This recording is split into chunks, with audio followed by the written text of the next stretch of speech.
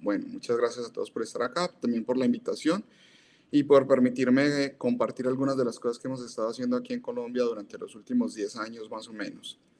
Eh, bueno, entonces, digamos, dentro de las charlas que yo doy diferentes tipos de charlas y esta es una charla que he estado dando más o menos en unos 11 12 países alrededor del mundo durante los últimos 2 años. Y es una charla muy importante desde el punto de vista ecológico en el café. ¿Por qué? Porque muchas personas no conocen cuál es la ecología que hay detrás del café y detrás del nuevo boom de las fermentaciones y el procesamiento del café. Y es muy importante para todos los caficultores y para todos los procesadores que tengan este tipo de información de primera mano, ¿sí? Eh, Igual pueden mirar de pronto algunas cataciones que tenemos en nuestro Instagram, que es @colorsofnatureco, y lo podrían mirar allá. Eh, Algunas de las partes que vamos a hablar, pues vamos a pasarlas rápidamente, tienen que ver algo con lo que Emer también habló y con lo que muchas de las personas que están trabajando con procesos de fermentación, pues ya conocen. Pero diciendo así, a ver, ¿qué más les puedo contar sobre mí? Yo soy biólogo botánico, biólogo marino y trabajo desde el año 1996 con microbiología. Eh, y hemos estado trabajando con microbiología en muchos aspectos y desde más o menos el año 2013 venimos trabajando ya con microbiología aplicada para el procesamiento de café. Entonces llevamos un tiempo interesante ya haciendo este tipo de fermentaciones y hemos hecho muchas otras cosas en procesamiento. Y hoy venimos a hablarle sobre los microorganismos invasores para fermentaciones exóticas de café, un riesgo latente para el medio ambiente. Emer, si puedes darle a la siguiente, por favor.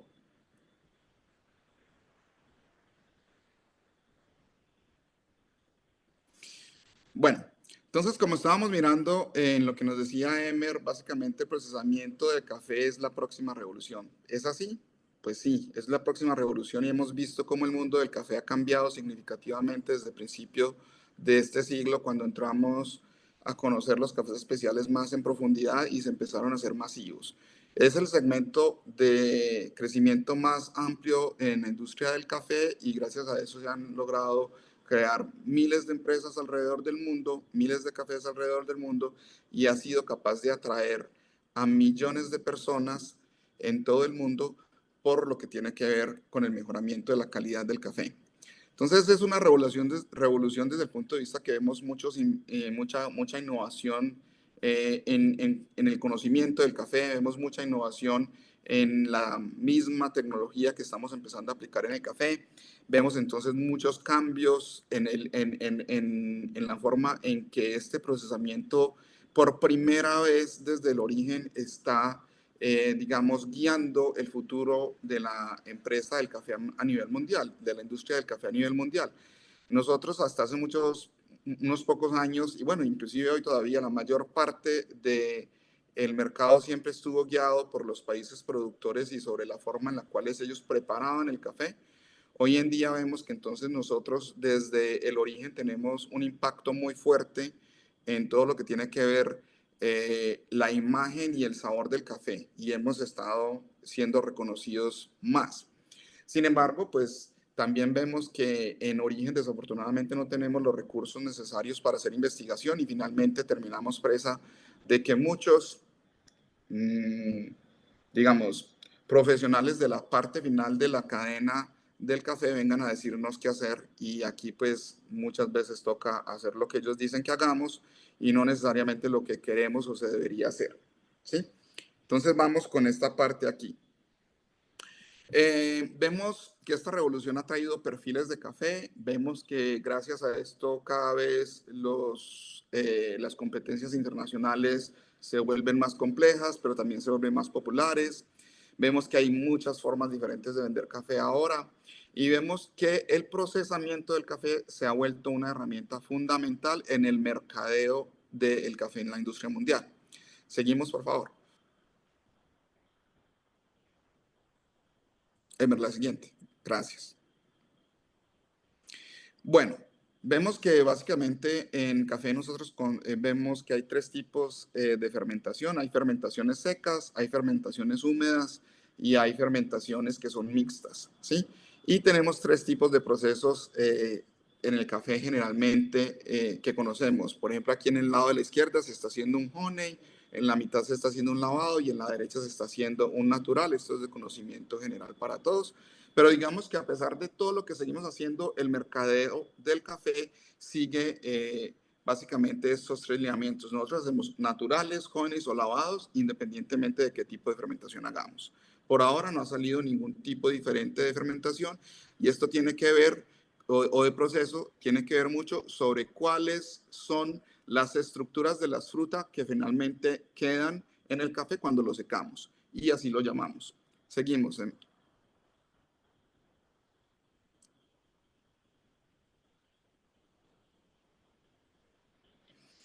Listo. ¿Qué condiciones regulan la fermentación? Me lo explico un poquito. Posiblemente los estudiantes que están en el curso ya saben, pero básicamente nosotros podemos regular el oxígeno. Y entonces ahí tenemos lo que llamamos fermentaciones anaeróbicas. Para muchos, una fermentación anaeróbica es un término redundante, ya que la fermentación es anaeróbica. Es decir, es una serie de reacciones bioquímicas propias del metabolismo de los microorganismos y se desarrolla sin oxígeno. Y hablamos de otras que son las fermentaciones aeróbicas o oxidación.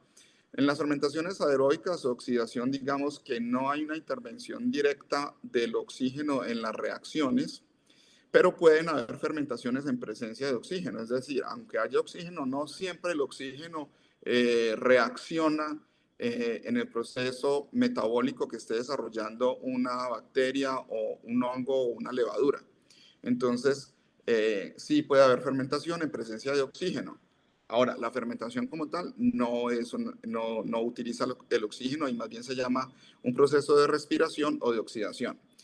Y nosotros obviamente podemos entonces regular el oxígeno, la cantidad de oxígeno que tenemos en esas fermentaciones y con esto podemos en gran manera influenciar en cuál es la ruta metabólica que tienen los microorganismos para descomponer principalmente las azúcares. Las rutas metabólicas se les da un nombre de acuerdo a cuál es el producto final que nosotros tenemos. Entonces, si nosotros tenemos alcohol, decimos que es una fermentación alcohólica. Si tenemos ácido acético, decimos que es una fermentación acética. Si tenemos ácido láctico, decimos que es una fermentación láctica. Si tenemos ácido málica, una fermentación málica, ácido butírico, decimos entonces que es una fermentación butírica y si es propiónica, podemos decir que es una fermentación propiónica cuando obtenemos ácido propiónico. ¿Qué más podemos nosotros regular?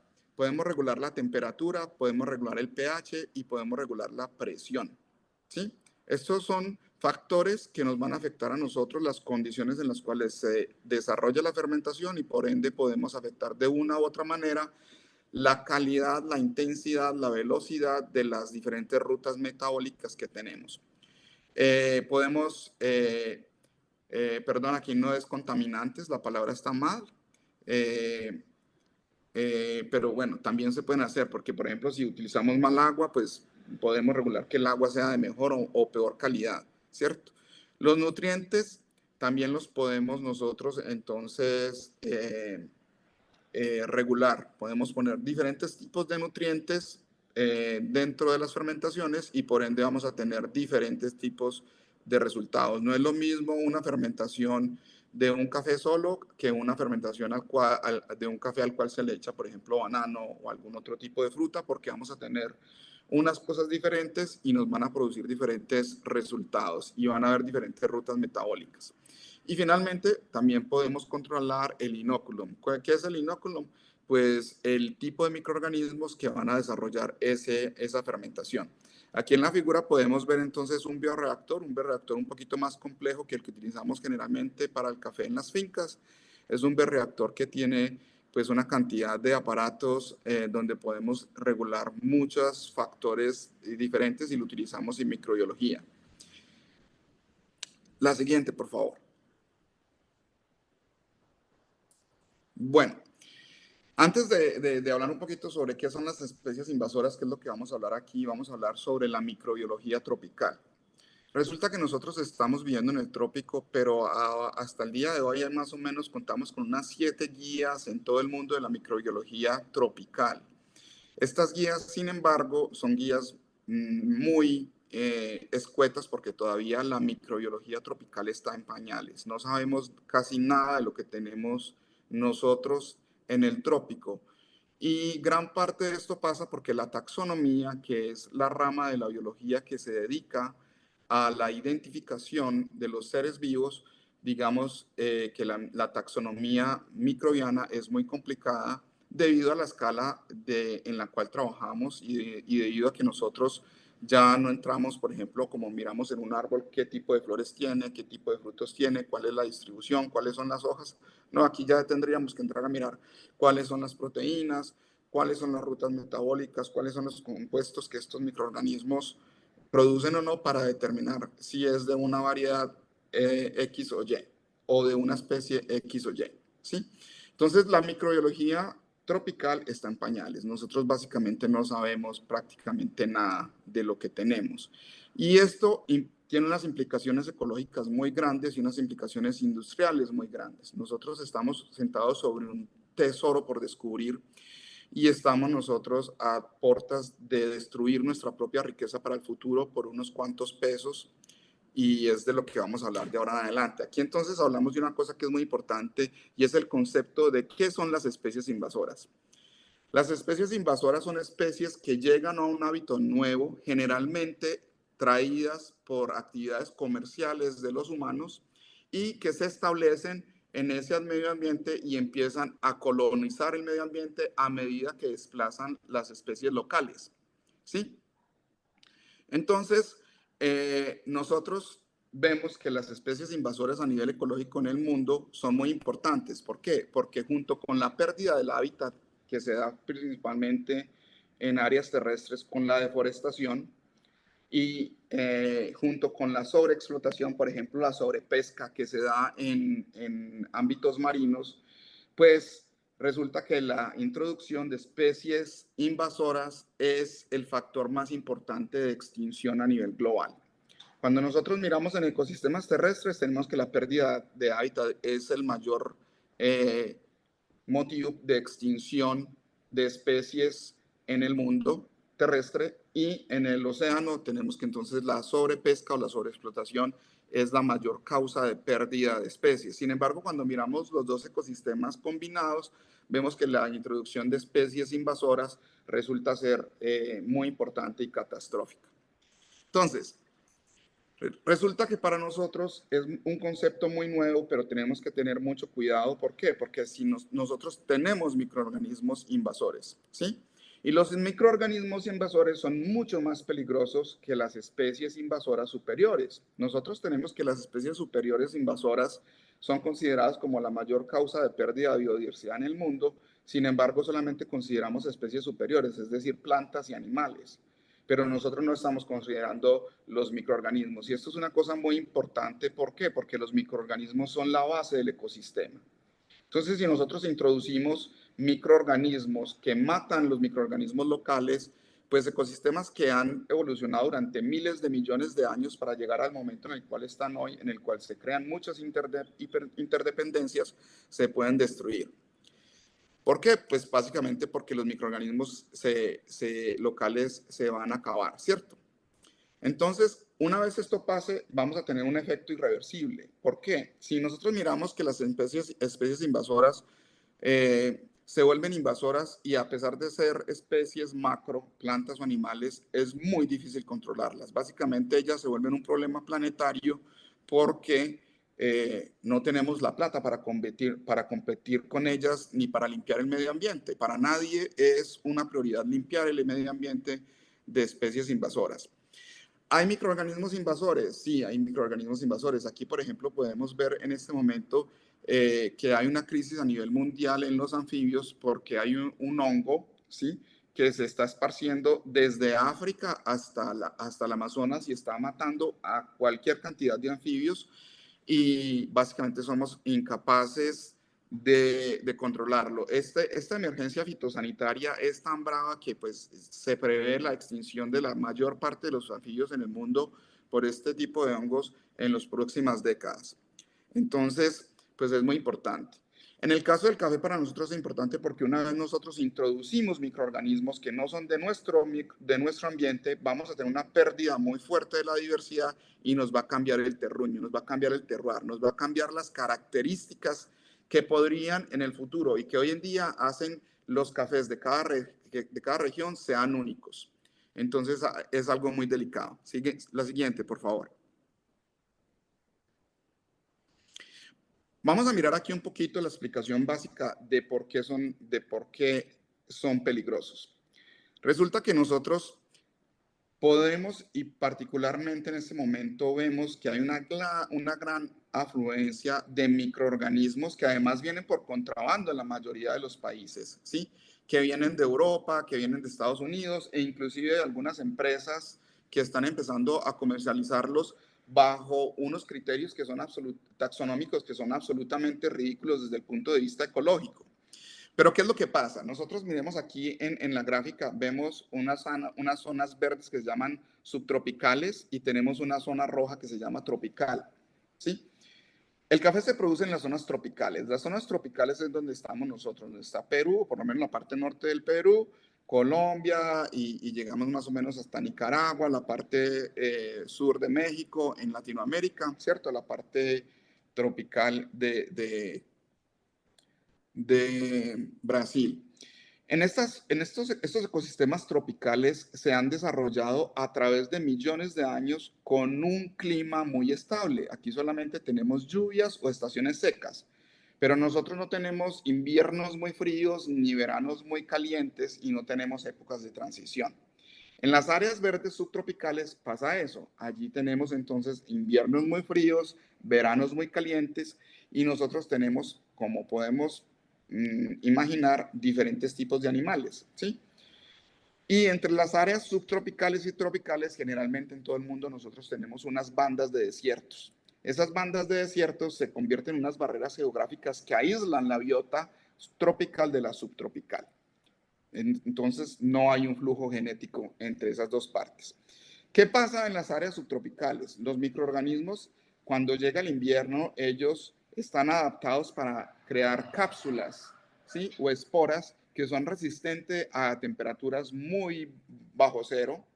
Y cuando llega la primavera, ellos eclosionan y empiezan todos a crecer al mismo tiempo y como todos crecen al mismo tiempo, digamos, la estrategia de supervivencia que se ha seleccionado evolutivamente es la competencia. Ellos empiezan a competir unos contra otros. ¿Y cómo compiten los microorganismos? Ellos compiten segregando sustancias químicas que inhiben a los otros. Por ejemplo, la penicilina. Yo creo que todos lo conocen. La penicilina, que es un antibiótico, viene de un hongo que es el penicillium, que también le da al café, y que a partir de esas cepas de penicillium que hay allá, se aislaron esos antibióticos que posteriormente usamos para matar bacterias y hongos. Entonces, digamos que ellos usan ese tipo de armas químicas. ¿Qué pasa en el trópico? En el trópico, como nosotros no tenemos esos cambios, lo que o lo que se ha creado son ecosistemas hiperdiversos o megadiversos. Estos ecosistemas megadiversos solamente han sido posibles debido a que hay una alta segmentación de los recursos en el medio ambiente. Es decir, la especificidad de utilización de los recursos es muy alta. Y entonces, al ser muy alta, se evita la competencia. Entonces los microorganismos aquí no compiten mucho ni las especies superiores, no, o al menos no en el grado en el que se compite en ecosistemas subtropicales. Y por el contrario, se han desarrollado cientos y miles de interacciones ecológicas de coayuda, donde unos microorganismos o unos organismos ayudan a los otros y vemos entonces, por ejemplo, la simbiosis, el comunalismo, ese tipo de cosas, donde un microorganismo o un organismo particular se vuelve vital para la vida del otro, ¿cierto? Entonces, tenemos una cantidad indescriptible de este tipo de relaciones de coayuda a nivel ecológico y la competencia entonces se minimiza, ¿sí? Cuando nosotros traemos los microorganismos del vino o cuando traemos los microorganismos de la cerveza de países subtropicales, lo que traemos son básicamente vikingos que vienen y acaban hasta, como decimos en Colombia, con el nido de la perra. Se pasan al papayo, matan a todos los microorganismos locales Y hay una cosa muy impresionante y es que nosotros no tenemos en este momento la infraestructura que tiene, por ejemplo, la industria del vino ni la industria de la cerveza para poder controlar que estos microorganismos que son foráneos no se escapen al medio ambiente y no empiecen a matar y a cambiar las poblaciones locales. Lo mínimo que ellos pueden llegar a hacer es que se mezclen con las variedades locales y le alteren genéticamente las variedades locales y por lo tanto las interacciones que tienen con otras especies también van a cambiar. Entonces es un aspecto muy fuerte, digamos, de lo que tenemos en las manos en este momento. Y esta charla se hace para tener un llamado para que los procesadores entiendan que este es un problema real. ¿Sí? Seguimos, por favor.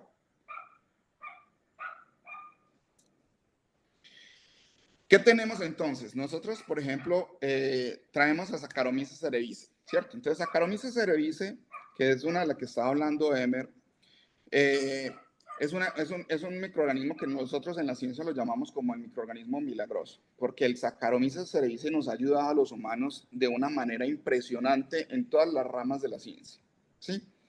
Y también de la industria. Sin embargo, Saccharomyces cerevisiae, la sola especie, para que miremos el problema taxonómico tan bravo que hay, la sola especie de Saccharomyces cerevisiae tiene una variabilidad genética mucho mayor que la que hay entre el ser humano, entre el Homo sapiens y los otros homínidos o los otros simios, ¿sí? Entonces, imagínense que nosotros estamos luchando con un Saccharomyces cerevisiae que es tan diferente a nivel genético y a nosotros nos dicen, no, es que el Saccharomyces cerevisiae de Europa es el mismo de Latinoamérica, entonces usted lo pueden meter allá sin ningún problema y no lo meten acá como Saccharomyces cerevisiae cuando nosotros en realidad ni siquiera sabemos cuáles son las implicaciones genéticas y que se van a traducir en acciones ecológicas de ese bicho aquí, ¿sí? El Saccharomyces cerevisiae es tan variable que si, por ejemplo, usted está en un cultivo de café, el Saccharomyces cerevisiae que crece en la pepita del café, en el fruto del café, comparado con, yo no sé, un árbol de sombra que usted tiene encima que produce X o Y fruta, y usted mira la Saccharomyces cerevisiae de esa fruta que está en ese árbol, es absolutamente diferente, ¿sí? Pero nosotros lo miramos al microscopio y pues lo vemos igual porque vemos una bolita redondita. Y entonces decimos, esto es lo mismo. Pero resulta que las implicaciones ecológicas son muy diferentes y la especificidad ecológica es muy diferente. Por eso el que está encima en la flor del banano o en el banano es diferente al que está en el fruto del café, porque tienen unos hábitats diferentes y tienen digamos, unos roles ecológicos diferentes. Entonces, pues si así es de variables, no nos pueden venir a decir a nosotros que un Saccharomyces cerevisiae europeo es igual a un Saccharomyces cerevisiae colombiano, peruano, ecuatoriano o lo que queramos, ¿cierto? Porque pues el mismo de Piura es diferente que el del Amazonas, ¿sí? Y el del Amazonas del banano es diferente al del Amazonas del café. Imagínense pues de qué estamos hablando. Entonces hay un problema muy fuerte a nivel taxonómico aquí. Y nosotros tenemos una cantidad de microorganismos locales que es absolutamente maravillosa.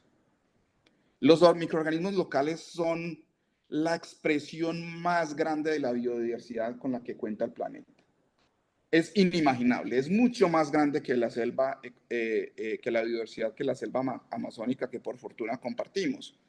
Si ustedes se imaginan la diversidad que nosotros tenemos a nivel de organismos superiores en el Amazonas, imagínense la diversidad que tenemos de microorganismos en el Amazonas, ¿cierto? O en los Andes, o en las zonas cafeteras.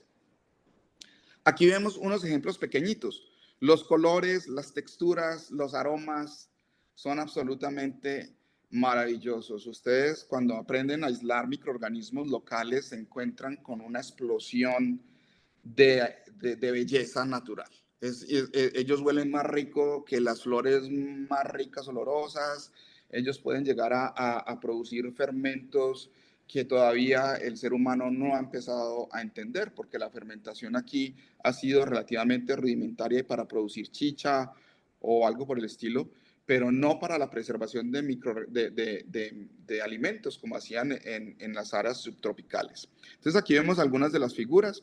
En el laboratorio es muy importante porque en un laboratorio de microbiología como el que tenemos aquí, que tenemos en el Centro de Investigación La Cereza, que es donde nosotros hacemos la investigación, pues con elementos muy básicos hemos podido aislar e identificar algunos de ellos, ¿sí? Entonces aquí vemos, casi todos estos están extraídos del café o de áreas aledañas al café y son definitivamente nuestro futuro y nuestro tesoro y lo tenemos que defender. Y los caficultores tenemos que defenderlos porque los caficultores no nos damos cuenta de qué tan importantes somos, pero la caficultura es en este momento, pues primero uno de los pocos negocios a nivel agrícola que está, digamos, democratizado porque los tenedores de la tierra son pequeños caficultores, ¿sí? No son grandes extensionistas, como pasa en otros cultivos. Entonces, también a nivel social tenemos unas implicaciones muy fuertes.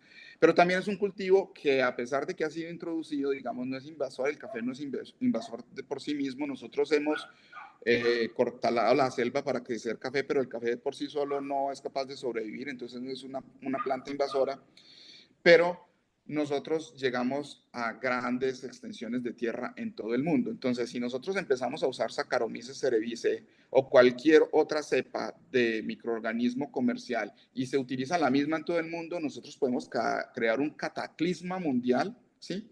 Nosotros acabamos de pasar de una pandemia y vimos lo que hace un virus a los humanos, pues imagínense crear otra pandemia con microorganismos donde matemos los otros microorganismos, nos jodemos, se jode el planeta. Sí, así de sencillo, es muy, muy claro para los ecólogos lo que puede llegar a pasar. Sí, sigamos con la siguiente, por favor. Vemos aquí un poquito de la visión en el microscopio. Miremos la diversidad, los colores, ¿sí? Así como son estos colores y esta diversidad, son los sabores, son espectaculares, ¿sí? De verdad que son un futuro, son gemas que aún no hemos descubierto. La que sigue. Vemos aquí más, ¿cierto? Tamaños, colores, y así como tamaños y colores hay sabores. La que sigue.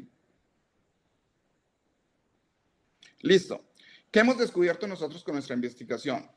Pues nosotros hemos descubierto en este momento que nosotros tenemos una diversidad muy grande a medida que vamos mirando. Nosotros posiblemente en la cereza tenemos la colección, creo yo, hasta ahora la más grande de microorganismos del café aislados que yo conozco y que conozco muchos doctores y creo que tenemos algo muy interesante. Entonces hemos encontrado que hay una diversidad impresionante, ¿sí?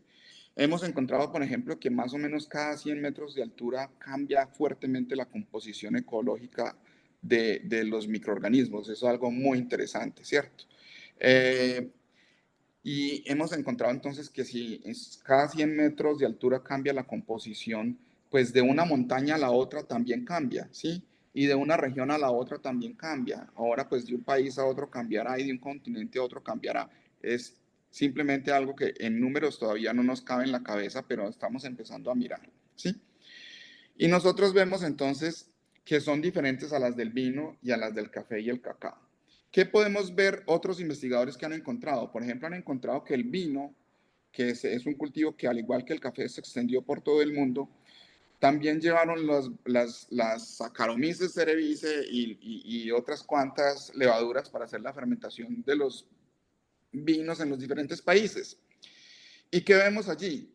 Que el vino tiene prácticamente todas las cepas del mundo de Saccharomyces cerevisiae asociadas a los viñeros en cualquier parte del mundo está directamente relacionada en más de un 90% de su variabilidad genética o de su composición genética a cepas muy localizadas en Europa. ¿Sí? Entonces, vemos que hubo una pérdida de diversidad genética o hubo una falta de colonización por especies locales en el vino o en el viñedo. ¿Por qué? Pues precisamente porque esas cepas locales que ellos tenían, como con esas es que industrialmente las hacían, pues la lógica es llevémoslas y hagámoslas con esas, ¿cierto? Pero entonces no dejan que otras se establezcan.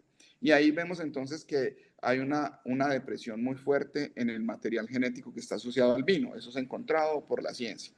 Mientras que en el café y en el cacao, afortunadamente todavía que eso no pasó, nosotros tenemos una flora local que se adueña de los cultivos del café y del cacao y es extremadamente diversa. ¿Qué hemos visto? Que también hay esto que estamos hablando en este momento sobre las especies invasoras, es algo que ya está en la reglamentación fitosanitaria de muchos países. Sí, es imposible que traigan. Por ejemplo, usted va a Indonesia y en Indonesia usted le dice, si usted trae una manzana o si trae microorganismos, particularmente dice, usted está sujeto a 20 años de cárcel. Eso le dicen en el avión. Vaya usted, lleve un Saccharomyces cerevisiae de Colombia a Australia a ver si no lo ponen en la cárcel. ¿Sí? En Japón me dicen a mí, pues no, es que nosotros no podemos importar cerezas de café porque si importáramos cerezas de café, pues ya estaríamos nosotros aquí haciendo los procesos. ¿Por qué no los pueden importar? Básicamente porque hay unas regulaciones fitosanitarias que no lo permiten y en gran parte es por el peligro que imponen los microorganismos al llegar allá. Pero en nuestros países estamos como bobitos, sí, traigan todos los microbios que quieran, ¿sí? Y las autoridades se hacen los de la vista gorda, nadie mira y, no está, y estamos ante un riesgo que es mucho más fuerte para el planeta en cuanto a lo que puede ver ser la pérdida de microorganismos locales. Entonces hay que mirar muy bien la regulamentación fitosanitaria y si ustedes quieren traer microorganismos, entonces sigan las regulaciones fitosanitarias locales. Nosotros en este momento tenemos 7 tratados internacionales para la protección de la biodiversidad que están siendo violadas por los cafetaleros o los profesionales del café que se dedican al contrabando de cepas de microorganismos. Entonces a mí me dicen, vea, es que tengo una maravilla ¿cómo se llama? De esto que hacen como unos tés fermentados, no recuerdo el nombre, discúlpenme, que lo hacen en Japón, venga, tráigasela para Colombia y ustedes métanla en el café, ¿sí? Entonces, pues eso es un problema gravísimo. La que sigue.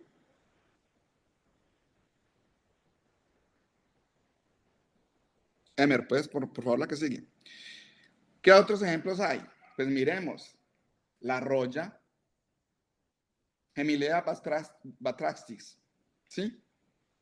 ¿Qué más pruebas tenemos? ¿Cuál es el peor o digamos, la peor enfermedad del café y la mayor causa de pérdida de dinero en el café en todo el mundo? Es la roya. Y es un hongo introducido. ¿Sí? Entonces no estamos hablando de bobadas. Porque la roya, dígame a quién no le causa problemas. Y la mayor parte de la investigación durante varias décadas en el café hasta hoy en día se trata de tratar de tener variedades de café que sean resistentes a la roya. Es un microorganismo invasor. ¿Qué más queremos? Están ahí. ¿Cómo vamos a meter nosotros otros microorganismos al café? La que sigue, por favor.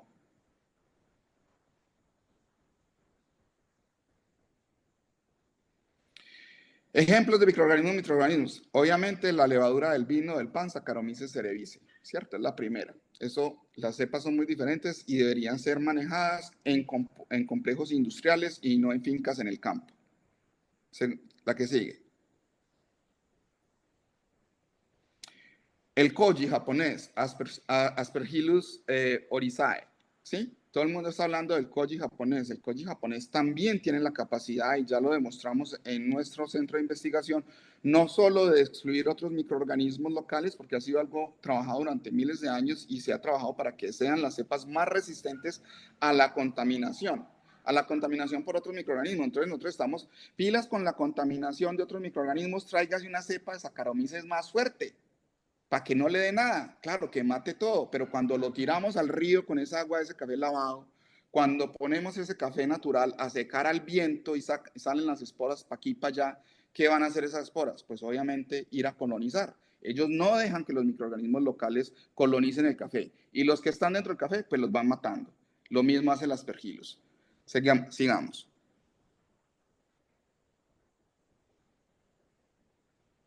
Miremos aquí algunos de los resultados que tenemos. En el lado izquierdo tenemos una fermentación con la rosadita que vimos ahora, que es la que se ve como una babita aquí rosada. Y también tenemos, desafortunadamente aquí no le podemos hacer un zoom, pero ustedes ven que al final de una fermentación nosotros tenemos que hay otros microorganismos que están vivos. Entonces hay desde Aspergillus, que es el verde que está arriba, estamos mirando la gráfica de la izquierda, ¿sí? En la parte superior vemos un hongo verde, ¿sí? Dentro de ese hongo verde vemos que la levadura está metida, pero no la está matando. Si vemos ahí abajito al lado superior derecho, vemos entonces ahora lo que pasa es que no puedo mostrarles con mi cursor, Pero hay otro tipo de círculo donde se ve un punto negro. Ahí es al contrario, es el Aspergillus que está dentro de las levaduras. Vemos levaduras blancas, las rosadas, y vemos unas de diferentes texturas que también son bacterias, ¿sí? Esto es una fermentación con levadura local a 120 horas. La levadura local no mata a los otros. Es la más abundante, sí, pero no mata a los otros. Ahora miremos una fermentación a 72 horas con una cepa comercial de Saccharomyces cerevisiae. No hay nada. Mató todo. ¿Sí? Esa es la prueba de lo que pasa. Y eso es lo que pasa cuando nosotros posteriormente hacemos vertimientos de aguas a los ríos o inclusive a las plantas de tratamiento, porque de ahí se salen. La que sigue, por favor. Listo. Entonces, algunos de los resultados de nuestra investigación es que nosotros miramos que la levadura comercial no garantiza ni la consistencia en el café ni la mejor tasa en calidad. ¿Por qué? Porque nosotros hemos hecho muchos experimentos extremadamente cuidadosos a nivel estadísticos, donde nosotros ponemos la levadura comercial y nosotros tenemos unidades de repetitivas esterilizadas de a 10 kilos, ¿sí? Y resulta que cuando vamos a hacer la catación, la levadura comercial es la que nos da mayor variabilidad en la taza del café. Entonces, no nos pueden decir a nosotros que utilizar una levadura comercial nos va a dar consistencia entre lotes, porque si entre 10, en lotes de 10 kilos esterilizados en un laboratorio de microbiología, a nosotros no nos da consistencia, no me vengan a decir que con lotes de 1 a 2 toneladas trabajados en una finca, entonces a mí me va a dar consistencia. Es imposible, simplemente imposible. ¿Qué más vemos? Calidad en taza. Nosotros hemos hecho muchas réplicas de fermentaciones silvestres, que es la que hacemos generalmente en las fincas con todos los microorganismos que trae el café. Bien hecha, pero bien hecha. No, no hay descuidada, sino bien hecha. La metemos en estanques que estén muy limpios, les hacemos una restricción, por ejemplo, del oxígeno para que no tengamos microorganismos que vienen y van del medio ambiente. Entonces lo empacamos, lo hacemos bien, lo hacemos con un microorganismo aislado de los cafetales y lo hacemos con un Saccharomyces comercial. El Saccharomyces comercial 84.5. La silvestre, además, que es muy aburrida, ¿sí? Porque te da un café limpio, pero te da un café dulce y ya, no tiene nada más. Te desdibuja el terroir, no muestras nada de lo que tiene tu tierra ni tu finca. Y además de eso te da un café aburrido. Cuando tienes entonces la taza de lo que son todos los otros microorganismos, la silvestre, tienes un café muy estructurado, muchas capas diferentes de sabores. Sí, no hay consistencia, pero tiene mayor consistencia que en experimentos en laboratorio, por lo menos mayor consistencia que la Saccharomyces cerevisiae comercial. Y finalmente tenemos, y nos da un puntaje de 86.5. Entonces, muchachos y muchachas, si nosotros trabajamos en la finca con nuestros microorganismos, es muy fácil obtener un café de 85, 86 puntos si lo hacemos bien hecho y con una complejidad y muy únicos, ¿sí? ¿Qué pasa cuando trabajamos con los microorganismos locales aislados y hacemos las inoculaciones? Pues nos da un café de 88 puntos, mucho mejor. Entonces yo creo que la investigación debería ir por ahí, cómo nosotros logramos proteger nuestros microorganismos, ¿sí? ¿Qué más vemos? ¿Qué otras cosas hemos encontrado? Hemos encontrado que hay pruebas fehacientes de pérdida de diversidad de microorganismos locales en tanques de fermentación cuando nosotros utilizamos cepas comerciales, bien sea de koji o bien sea de levaduras, ¿sí?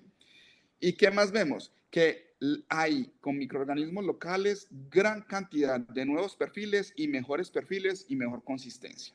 Esas son pruebas que ya están a nivel de laboratorio, muy buenos y muy interesantes resultados. La que sigue. ¿Cuáles son las conclusiones? Entonces, las conclusiones es que tenemos un peligro evidente de que los microorganismos extranjeros, que sean levaduras, bacterias o hongos, se vuelvan especies invasoras. No todas las especies que se traigan son invasoras. Tenemos que más o menos el 10% de las especies que se traen se vuelven invasoras. Pero eso depende mucho de qué, de cuáles son las condiciones locales en este momento ecológicamente. Si estamos, por ejemplo, en un invierno como la niña, 3 años de mucha niña, mucha lluvia, Entonces ahí no se, pero después vino un niño que duró 5 años y entonces ahí sí se vuelve invasora. O dentro de 10 años, ¿sí? Hubo un cambio ambiental que no sabemos qué es, en ese momento se pueden volver cualquier especie introducida invasora y son la mayoría de las especies invasoras tienen ese tipo de características ecológicas. Al principio no son invasoras, pero después hay un cambio ecológico y sí se vuelven invasoras. ¿Qué otras conclusiones? Tenemos que respetar la normativa medioambiental local del país y los tratados internacionales de protección de biodiversidad. Cuando usted trae un microorganismo de esos, usted tiene que saber que usted está rompiendo leyes internacionales. ¿Sí? Es importante que los caficultores sepan, y por eso se pueden ir a la cárcel muchos, sino que no tenemos una aplicación de la ley. Pero a medida que la legislación medioambiental en nuestros países se está actualizando, es posible que muchas personas que están introduciendo este tipo de microorganismos vayan a la cárcel por crímenes contra la diversidad ambiental, la biodiversidad. ¿Sí? Tenemos que parar el contrabando de microorganismos para la fermentación del café y tenemos un riesgo de dispersión geográfica inmenso. ¿Por qué? Porque un microorganismo de estos, como un Saccharomyces cerevisiae francés, es capaz de resistir menos 20 grados bajo cero hasta más 60 grados Celsius. ¿Y pues eso qué quiere decir? Pues que llega desde las montañas más altas de los Andes hasta los ríos en el Pacífico o en el Atlántico y sin ningún problema. Se puede establecer en cualquier piso térmico de nuestros ecosistemas. Creo que allí terminamos, Emer. No sé si me das la última. Muchas gracias. Esa es la presentación sobre otros aspectos que tienen que ver con el procesamiento del café, pero que espero les parezca interesante y que pues, encuentren en esto que nosotros tenemos que ser muy cuidadosos de nuestras fincas, de nuestros microbios, porque de ahí van a vivir nuestros hijos, las futuras generaciones, y ahí radica el futuro de los cafés maravillosos que vayamos a ver en el futuro. Entonces no podemos sacrificar eso por traer microorganismos extranjeros que tienen la capacidad de crear semejante cataclisma ambiental. Muchas gracias. Si hay preguntas, con mucho gusto. Muchas Muchas gracias, gracias, Andrés. Andrés. Justo he abierto los micrófonos. Alguien quiera participar puede prender su micrófono o escribir en el chat alguna pregunta para nuestros ponentes.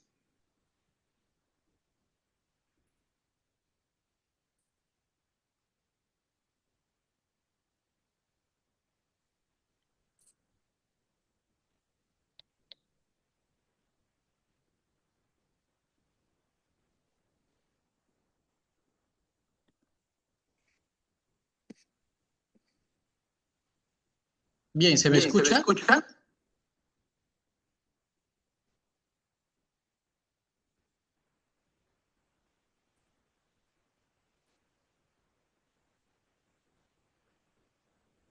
Bueno, mientras llegan preguntas, de pronto un poquito de propaganda. Nosotros somos importadores de café en Japón, en Estados Unidos y producimos café en Colombia y en Costa Rica. Muchas de estas cosas que hemos hablado aquí ya se han direccionado a los diferentes ministerios del medio ambiente, tanto en Colombia como en Costa Rica, pero sí es importante que, por ejemplo, en Perú ustedes también direccionen este tipo de, de pues, inquietudes ante las autoridades locales y que son responsables precisamente de la parte fitosanitaria del cultivo del café.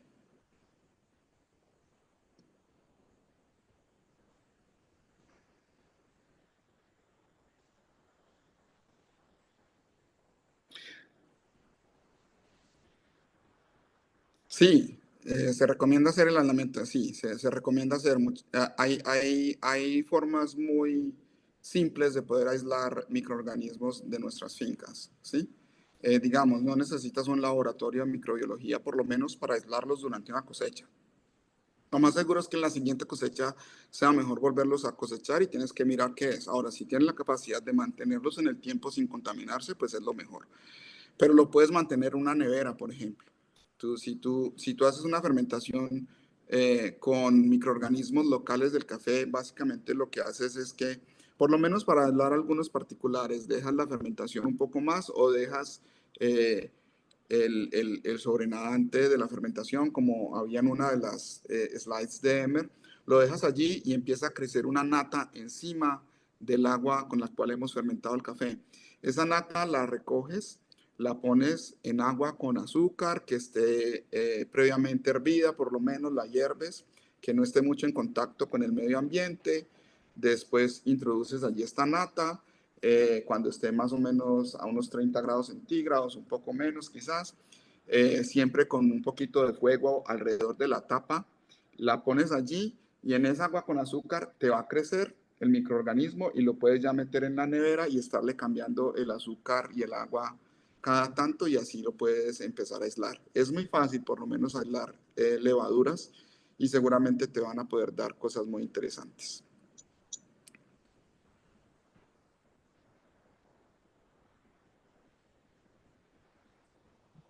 Andrés, Junior, ¿hace otra pregunta?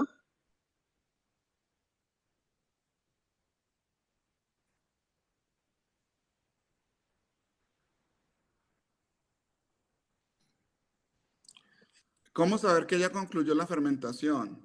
Bueno, yo creo que también Emer la puede decir, pero digamos, una fermentación no concluye. Una fermentación es una cascada de reacciones bioquímicas. Entonces, por ejemplo, nosotros hablamos mucho sobre el fermento del café. El fermento del café pasa, por ejemplo, en naturales cuando nosotros hacemos una fermentación alcohólica que se da por levaduras. Las levaduras cogen el azúcar de la fruta del café, la transforma en un alcohol cuando no hay presencia de oxígeno. Y después cuando sacamos nosotros ese natural de un sitio de fermentación, por ejemplo, anaeróbico, a las camas, pues va a seguir otra fermentación que es la fermentación acética. ¿Por qué? Porque allí va a entrar el oxígeno a formar parte de esa fermentación que es en realidad una oxidación y nos produce ácido acético. Entonces ahí es cuando se produce, por ejemplo, el café vinagre, ¿cierto? Lo mismo puede pasar con el café lavado cuando está en presencia de oxígeno. Y si lo dejamos seguir, por ejemplo, una fermentación láctica que no tenga oxígeno nos va a producir ácido butírico. Por eso es que algunas fermentaciones lácticas que son muy largas saben a vómito, como a vómito de bebé o a vómito de lácteo, ¿no? Eso es el ácido butírico que hace que el café no sea muy bueno. Ahora, hay gente a la que le gusta. Yo he probado marcas muy famosas de café en el mundo donde el café sabe a vómito y literal cobran $400 por esa vaina. Entonces la fermentación seguirá, ¿sí? Seguirá hasta que se pudre. Entonces, ¿dónde la queremos terminar? Depende de cuál es el sabor que tú quieras o tu cliente quieras y lo que te guste más, ¿cierto? Entonces, pues es importante saber, la fermentación no termina, simplemente sigue hasta que se descompone. Bien. Si compramos una bolsa de levadura de Saccharomyces, ¿estamos contaminando nuestras fermentaciones? Sí, yo diría que sí. Si compramos una bolsa de Saccharomyces, sobre todo esta que venden para el café o que es de vino, no solo, pues más que contaminar nuestra fermentación, vamos a contaminar nuestro medio ambiente, ¿sí? Vamos a contaminar nuestra finca y es muy difícil después de limpiar eso. Si no somos capaces de limpiar, qué sé yo, los conejos de Australia, pues imagínense para limpiar los microbios en Latinoamérica que no tenemos un peso para nada. Entonces, vamos a contaminar las fincas. En Colombia, ¿qué entidades? Aquí hay varias. Empieza por el Ministerio del Medio Ambiente. ¿Qué entidades regulan el ingreso de microorganismos? Hay varias. ¿Cómo, perdón?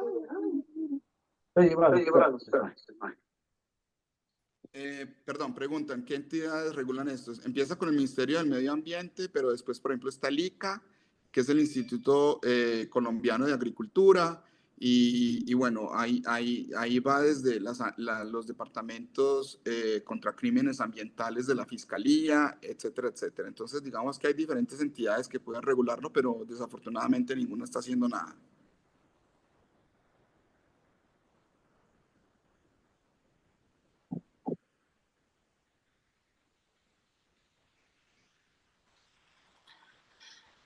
¿Alguna apreciación sobre el café de Coatí? Disculpa, no sé qué es Coatí. ¿Será el café este que se hace en Indonesia? El café de Luwak. Sí, pero acá en Pero acá Perú, en Perú, así. Coatí. No, muchachos, no los conozco, no sé si Emer sepa. Eh, Perdón. es el, Pues es el el café café que que lo come el come el animalito animalito y es y es de defecado. pecado. Puro, más Puro, en temas más el tema de de marketing. marketing.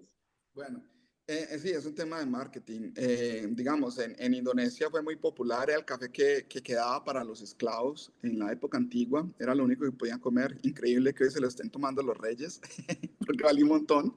Eh, pero no, nada. O sea, yo no le veo nada interesante más que simplemente una cuestión muy exótica, ¿no? Entonces, yo creo que la mayor parte del mercado se hace por gente curiosa. No creo que alguien diga, yo quiero esto para estármelo tomando todos los días. Puede tenerlo en la casa alguien que tenga mucha plata y quiera descrestar a todo el mundo en su casa, ¿no?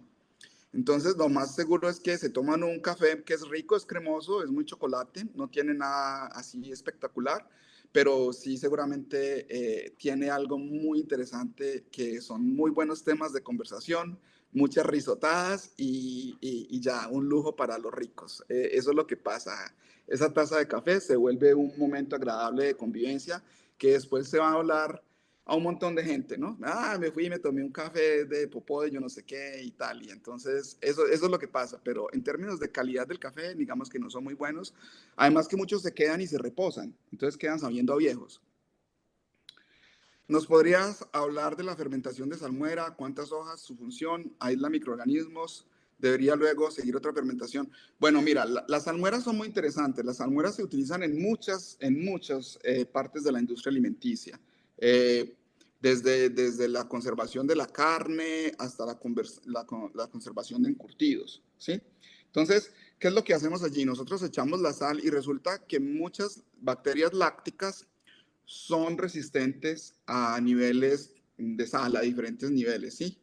Entonces, esas bacterias que se llaman halófilas, si no estoy mal, sí, Emer, me corriges, es halófilas, creo, ¿cierto? Que son resistentes o toleran la sal.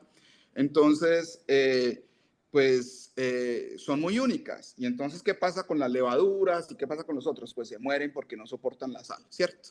Entonces, ahí puedes tener las que haces una salmuera, ahí tienes una reducción muy fuerte de gran parte de la diversidad y lo que te queda que es resistente pues es más poquito y eso ya lo coges y con eso lo entras, por ejemplo, en agua con azúcar, lo pones en unas condiciones donde no tenga acceso al viento externo para que no se vuelva a contaminar, creas 10, 20 litros de agua con azúcar con eso, o panela, yo no sé cómo le dirán ustedes al azúcar de la caña de azúcar que cocinamos en las fincas y se hace una pasta café, no sé cómo se llama en Perú, aquí le decimos panela, en Costa Rica le dicen tapa de olla, tiene muchos nombres locales.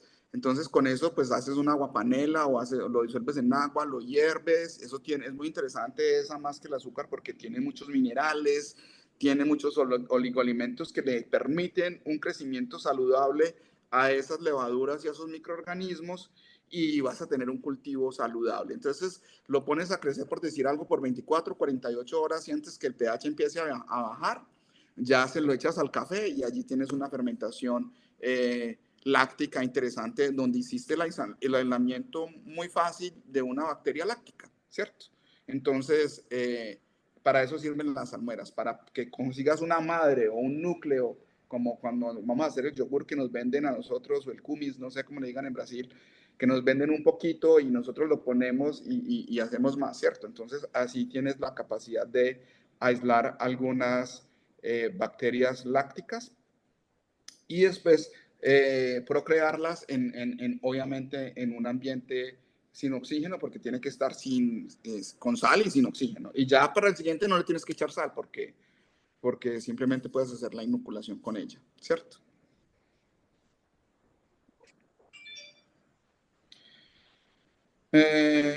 Nosotros estamos trabajando ahorita con Catigua M2, pero yo no estoy haciendo ningún otro experimento que sea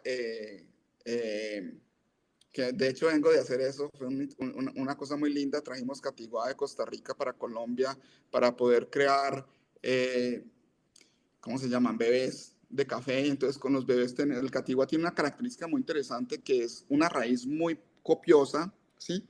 Entonces, no le dan nematodos, tampoco le da la roya, tampoco le da la antracnosis. Entonces, es una variedad muy interesante. Tiene un grano pequeño que desde mi punto de vista, a mí me gustan mucho los granos pequeños porque cuando hacemos procesos, los granos pequeños son una bendición. Les da muy bien el proceso. Tenemos una capacidad de absorber muy bien lo que pasa en el medio ambiente en grano pequeño. Entonces, el catiguá yo le veo ese potencial. Sin embargo, en taza, yo todavía no he probado un catiguá muy bueno que digamos. Y lo trajimos simplemente para hacer injertos con geishas y con wush wush, que por su lado tienen un sistema radicular muy precario. Entonces acabamos de hacer esos injertos y esperamos que nos vaya muy bien. Yo pienso que también en finca podemos innovar en esa parte, ¿cierto? Cuando tú sabes sobre diferentes variedades, innova, porque pues si tienes un geisha y tienes que tu suelo no es muy bueno y tienes que hacer una cantidad de replantes muy fuertes porque hay sequía, por lo que sea, pues el catiguá tiene un sistema radicular que te permite trabajar desde donde hay mucha agua hasta donde hay muy poquita agua. Eso es, digamos, hasta ahí conozco lo del catiguá. El fermaestro indica que es un instrumento que se determina en el momento para hacer el corte de la fermentación. ¿Qué experiencia tiene sobre esto? Bueno, el fermaestro, como le dice, es el fermentación maestro, el maestro de la fermentación. Él nos dice cuándo parar la fermentación, ¿cierto? Pero esta fermentación es simplemente para que nos dé a nosotros un café limpio, sin defectos. No es, el fermaestro no nos da a nosotros una indicación de producir cafés complejos o cafés estructurados a nivel de taza. No, nos permite tener una fermentación muy básica y nos dice, hágala hasta aquí si usted no quiere producir defectos. Entonces el fermaestro nos ayuda a nosotros a eso, a producir cafés limpios de una manera segura, ¿sí? No nos sirve a nosotros para nada más. La miel de abejas, ¿qué pasa si en vez de panela, nos dice Samuel, uso miel de abejas? Resulta que la miel de abejas tiene una cantidad de compuestos antibióticos muy importantes. Entonces, podrías estar matando el microorganismo que estás tratando de cultivar, dependiendo de qué es lo que quieres cultivar. Entonces, si tú haces una salmuera para después utilizar miel de abejas, lo más seguro es que mates lo que hiciste con la salmuera, ¿cierto? Porque tiene particularidades antibióticas. No estoy diciendo que para todos, pero es lo que nos lleva a la lógica a pensar. Yo no lo he hecho, ni lo haría porque la miel es muy costosa y pues, ¿cómo vas a echarle tanta plata a un café que no sabes cómo te va a salir y que no sabes a qué te vas a ver ni quién te lo va a comprar? Entonces, a nivel económico tampoco tendría mucho sentido, Samuel. Cecil, y aconseja fermentación en aguamó, fermentación con aguamó. ¿Qué es aguamó? Creo que quiere referirse a la Agua. fermentación sumergida, su Ok. fermentación sobre agua. Mira, experimenta. A mí yo he tenido muy buenos resultados con fermentaciones sumergidas y muy buenos resultados con fermentaciones sin sumergir. ¿Sí? Cada una tiene sus particularidades. Nosotros tenemos un problema muy fuerte ahora. Emer nos hablaba a nosotros de los bioreactores. Los bioreactores están lejos de ser una herramienta ideal para la fermentación del café. Digamos que traen una cosa interesante y es que muchos de ellos son en acero inoxidable y eso es lo que nos trae, ¿cierto? Que es fácil de que lo laves después. Pero aparte de eso, ¿qué más nos puede estar trayendo? Pues que de pronto nos aumenta la capacidad de poder hacer más cosas.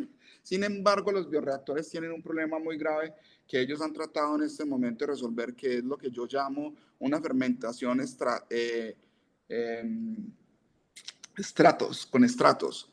Quiere decir, los cafés del fondo del tanque de fermentación tienen un ecosistema de fermentación muy diferente a los siguientes 10 centímetros, a los siguientes 10 centímetros, a los siguientes 10. Y si tienes una capa de 2 metros, pues mira, cada 10 centímetros tienes unos cafés que se fermentaron de diferente manera porque hay una estratificación muy fuerte de acuerdo a la lixiviación que hay de los líquidos. Entonces, generalmente en el cono de estos bioreactores, nosotros tenemos granos que terminan siendo más bajos, de densidad más baja, porque tienen una fermentación más grande. Recordemos que cuando hay fermentación, entonces básicamente se consumen los azúcares. Entonces, pues muchos de los azúcares bien poquitos azúcares que tiene una semilla, pues terminan convertidos en lípidos, en grasas, terminan siendo semillas más vanas que se tuestan a una tasa mucho más rápida que los que quedan en la parte superior, que siguen siendo semillas mucho más densas. Entonces tenemos una estratificación en densidades muy fuertes en esos bioreactores, ¿cierto? A mí por eso me gusta el agua, porque el agua nos ayuda a nosotros que a pesar de que siguen habiendo estratos de fermentación, los estratos se reducen mucho porque tenemos una circulación de microorganismos y en la medida en que la fermentación del fondo burbujea, entonces sale el CO2 hacia arriba y con ese CO2 se van subiendo y se van subiendo las bacterias o las levaduras o lo que tengas y alcanzas a llegar hasta la parte superior y tienes una mejor homogeneidad dentro de un bioreactor que la que tenemos en este momento, que es coger los lixiviados con una bomba, echarlos hasta arriba y poner un sprinkle con un dispersor y volvemos a regar el lixiviado arriba. Pero digamos que los microorganismos pues van a velocidad luz, porque pues para un microorganismo un lado de una cereza de café al otro lado es como para nosotros ir desde el Sol hasta Plutón. Son distancias astronómicas. Entonces, si miramos pues lo que puede pasar ellos mientras se escurren, pues qué van a alcanzar a fermentar ahí de una manera consistente. Entonces pasa eso en los bioreactores actuales. Tenemos que mejorar mucho en los bioreactores y yo creo que una parte de que nos puede permitir a nosotros trabajar mejor las fermentaciones en términos de más homogeneidad que lo que estamos tratando de hacer. Bueno, lo que nos dice la industria, porque es que la industria dice, es que ustedes tienen que homogenizar el café y producir cuántas veces la misma vaina, pero usted tiene un comprador, hermano, y siempre viene a buscar lo que es diferente. Esa es otra de las grandes cosas locas de la industria del café especial, que los que nos quieren vender esos microorganismos y un montón de gente dice, es que tiene que volver a producir lo mismo. Pero resulta que es muy difícil. Y las mismas bacterias y las mismas levaduras que ellos nos dan, ni siquiera en el laboratorio nos vuelven a producir lo mismo. Y cuando vuelve el cliente dice, no, hermano, es que yo quiero algo diferente.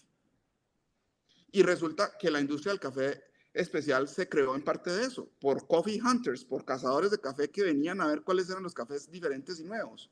Entonces, si nosotros queremos industrializar el café para que todo el café del mundo sepa lo mismo, porque es que están llevando la misma Saccharomyces cerevisiae a Perú, a Colombia, a Ecuador, a Etiopía, a Kenia, a Tanzania, a la India, a Indonesia, o sea, ¿en qué vamos a parar? ¿Dónde va a quedar la diversidad y la belleza del café? ¿Cierto? Entonces, son cosas que a nivel comercial son muy locas, porque nos están metiendo un cuento que no es. Aquí nos tenemos que ir a aislar los microorganismos locales, a producir cafés más diferentes y nosotros competir con cafés diferentes. No con con la misma vaina siempre, ¿cierto? Porque no, se nos va a acabar la competencia. Si todos nos quejamos de la depresión del precio del café y ahora los del café especial nos dicen hagan todo lo mismo y produzcan la misma vaina y entonces ¿qué va a pasar con el café especial? Otra vez el precio para el piso. O sea, hay que meterle mucha lógica a esta vaina, ¿no?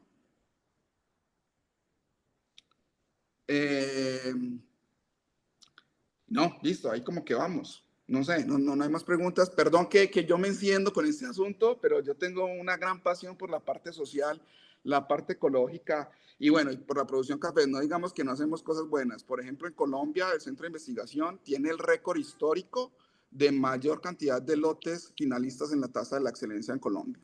Entonces, no hay nadie que tenga más finalistas en tasa de la excelencia que nosotros en Colombia y eso se ha logrado en un par de años. Eso quiere decir que la investigación con microorganismos locales vale la pena y bueno, pues aquí estamos. No sé si tenga más preguntas. Yo creo que nos estamos alargando, ya son como las 7:20. Muchas Normal, gracias. normal. Tenemos tiempo. Tenemos tiempo ahí. Cuéntanos un poco más de servicios, cuál es proporcionarse. Disculpa, no, se te cortó un poco. ¿Sobre qué?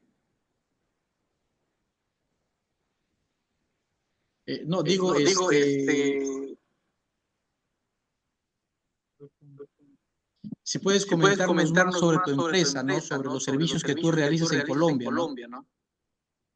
Bueno, Colors of Nature se creó básicamente para ayudarle a los caficultores. En Colombia, los caficultores son, digamos, la franja social con la menor educación en el país, diferente a, por ejemplo, lo que tenemos en Costa Rica. Los caficultores generalmente de las nuevas generaciones son caficultores que ya han salido de la universidad, tienen posgrados, etcétera, etcétera. Eso se logró debido al proceso de asociatividad que tenían en Costa Rica. En Colombia tenemos todavía que hay un grado muy fuerte de analfabetismo, o las personas solamente estudian hasta cuarto o quinto grado de educación primaria. Y muchos de ellos están en zonas alejadas donde, como ustedes saben, pues compartimos un problema fuerte del narcotráfico en Colombia, mucho más acentuado que en Perú. Y entonces el narcotráfico es una fuente de empleo muy fuerte en el campo. No hay carreteras, no hay infraestructura, pero la gente, si produce café normal, se muere de hambre. Entonces necesitamos que esas personas se eduquen y produzcan mejores cafés. A eso se dedica Colors of Nature, digamos, a la lucha contra la pobreza a través de la educación de los caficultores, y que los cultivos de café que reemplazan los cultivos ilícitos sean viables a nivel económico. Y hay una parte social muy importante, y es que estas personas que no han recibido mucha educación, cuando empiezan a ser educados, pues encuentran el café una cantidad muy importante de conocimiento, y que pueden crear su propio conocimiento, ¿cierto? Porque como vemos, estamos en la era colonial con el café. Todavía vivimos de lo que hacíamos en la colonia. Aquí no ha llegado la investigación.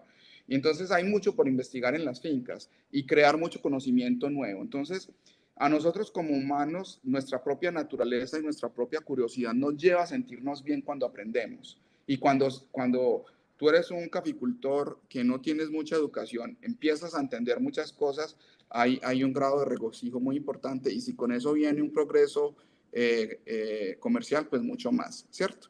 Entonces nosotros con ellos producimos el café y nosotros mismos lo vendemos. Inicialmente era a Japón, ahora exportamos a 18 países. Trabajamos en Colombia y en Costa Rica, porque Costa Rica era para dónde queremos ir nosotros. Costa Rica es un país que es muy similar a Colombia en términos culturales, pero se diferencia en una cosa fundamental, que es que en Costa Rica hay una constitución de paz. En Costa Rica es prohibida la guerra y prohibida la violencia. En Colombia, pues ese es el pan de cada día. Y resulta que en Costa Rica también, debido a eso, hay un progreso muy interesante desde el punto de vista de la caficultura, y sobre las formas de asociatividad que había. Y cuando empezamos, pues Costa Rica iba mucho más adelante que Colombia en la producción de cafés especiales, y fue como, ¿para dónde vamos? Entonces trabajamos en los dos lados, y trabajamos mucho con comunidades indígenas, con comunidades de afroamericanos o afrocolombianos, y sí, en sitios que han sido afectados con la violencia. Trabajamos entonces mucho con víctimas de la violencia. Ahora estamos empezando a uno con grupos reinsertados de la violencia, y siempre tratando de eso, y se ve el progreso, se ve el progreso. No progresamos a niveles ¿cómo se llama? De Elon Musk ni nada de eso, porque no hay billete, el café no da para tanto, pero sí hay, digamos, una transformación social interesante en las comunidades con las que trabajamos. A eso nos dedicamos.